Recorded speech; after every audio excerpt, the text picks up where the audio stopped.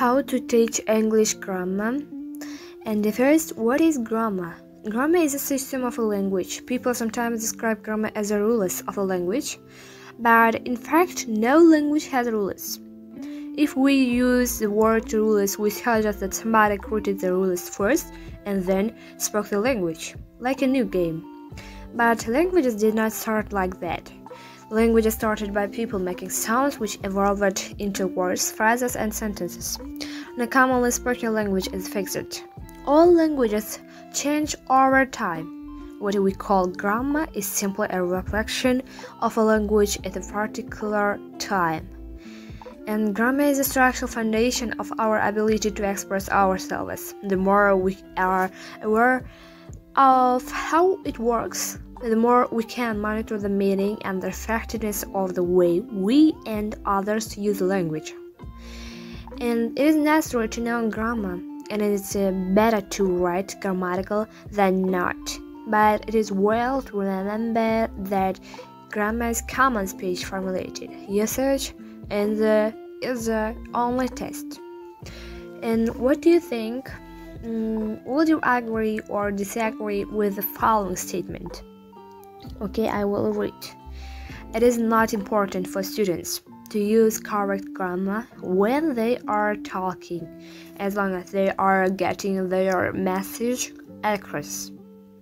And the next, it is not important for students to use correct grammar when they are writing, as long as they are getting their message across.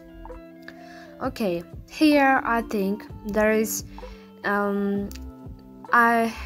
I think that's wrong, because it is important for students to use correct grammar when they are talking and when they are writing, as long as they are getting their message across.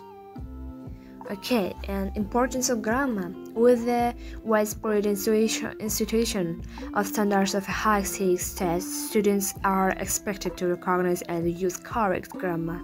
Educators can no longer afford to assume that students acquire an accurate understanding of formal language structures through reading, and two common approaches, inductive and deductive. Okay, inductive. First, a quick definition. Inductive is now known as a bottom-up approach. In other words, students discovering grammar rules while working their exercises. A reading comprehension, which includes a number of sentences describing what a person has done up to that period in time. And deductive approach. Deductive is known as a top-down approach. This is the standard teaching approach that has a teacher explaining rules to the students. The present perfect is made up of the auxiliary verb "el" plus the past participle. It is used to express an action which has begun in the past and continues into the present moment. And in conclusion, we can say that we cannot ignore grammar in language, because it directly influences effectiveness and meaning. Language and grammar both go side by side.